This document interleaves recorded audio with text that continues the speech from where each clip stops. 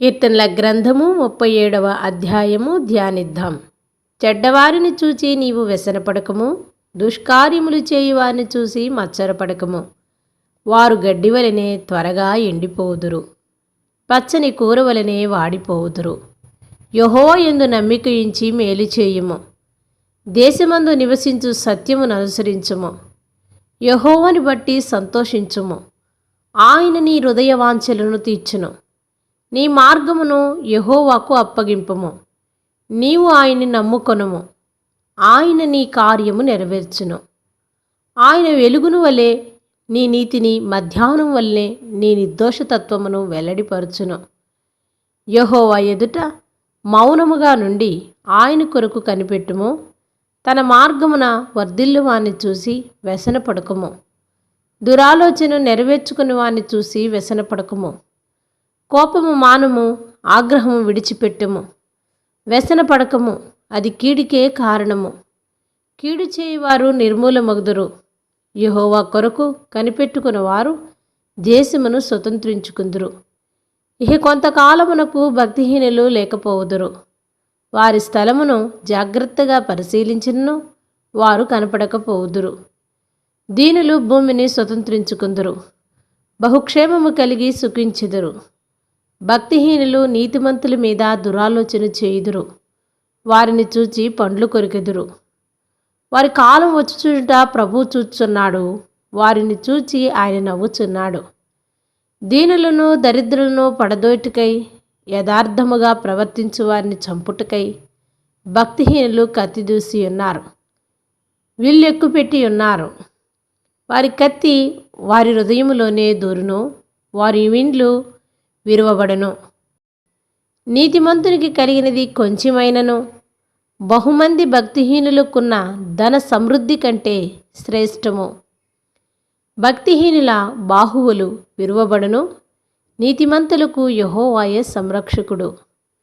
నిర్దోషుల చర్యలను యెహోవా గుర్తించుచున్నాడు, వారి స్వాస్థ్యము సదాకాలము నిలుచును. ఆపత్కాలమందు వారు సిగ్గునొందరు, కరువు దినములలో వారు తృప్తి పొందుదురు. భక్తిహీనులు నశించిపోవుదురు, యెహోవా విరోధులు మేతభూముల సొగసును పోలియుందురు. అది కనబడకపోవునట్లు వారు పొగవలే కనబడకపోవుదురు. భక్తిహీనులు అప్పు చేసి తీర్చకయుందురు, నీతిమంతులు దాక్షిణ్యము కలిగి ధర్మమిత్తురు. యెహోవా ఆశీర్వాదము నొందినవారు భూమిని స్వతంత్రించుకుందురు, ఆయన శపించిన వారు నిర్మూలమగుదురు. ఒకని నడత యెహోవా చేతనే స్థిరపరచబడును, వాని ప్రవర్తన చూచి ఆయన ఆనందించును. యెహోవా అతని చెయ్యి పట్టుకుని ఉన్నాడు గనుక అతడు నేలన పడినను లేవలేక ఉండడు. నేను చిన్నవాడినై ఇంటిని, ఇప్పుడు ముసలివాడినై ఉన్నాను.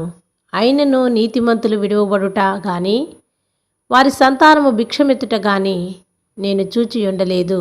దినమెల్లా వారు దయాళురై అప్పిచ్చుచుందురు, వారి సంతానపు వారు ఆశీర్వదింపబడుదురు. కీడు చేయటమాని మేలు చేయుము, అప్పుడు నీవు నిత్యము నిలిచెదవు. ఎలయనగా యెహోవా న్యాయమును ప్రేమించువాడు, ఆయన తన భక్తులను విడువడు. వారెన్నటికి కాపాడబడుదురు గాని భక్తిహీనుల సంతానము నిర్మూలమగును.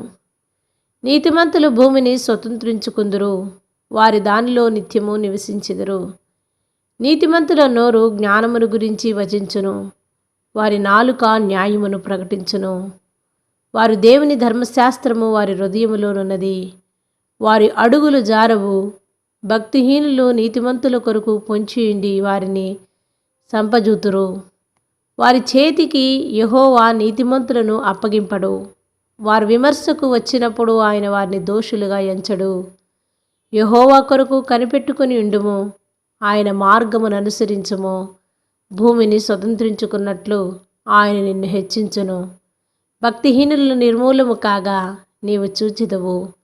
భక్తిహీనుడు ఎంతో ప్రబలియుండుట నేను చూచి ఇంటిని, అది మొలిచిన చోటనే విస్తరించిన చెట్టు వలె వాడు వర్ధిల్లియుండును.